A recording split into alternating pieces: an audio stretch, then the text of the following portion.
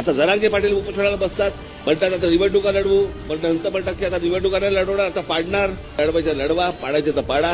प्रश्न एवढाच आहे, हे आरक्षण तुम्ही देणार कसे आहात ते पहिलं मला सांगा. बाबांनो, मी एकदा ह्या गोष्टी तुमच्याशी बोलतोय, या अत्यंत विचारपूर्वक बोलतोय तुमच्याशी.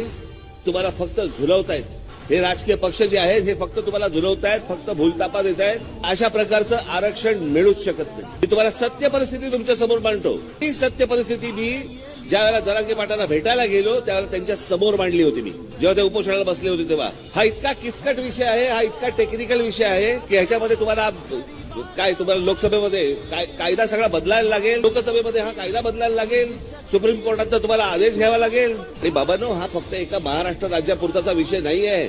जर उद्या महाराष्ट्र राज्यापुरताच्या एका विषयामध्ये जर एका जातीबद्दल जर समजा अशा प्रकारचं धोरण आखायचं गेले कोणीही केंद्र सरकार, प्रत्येक राज्यामधल्या जाती उठणार आहेत, प्रत्येक राज्यामधल्या जाती.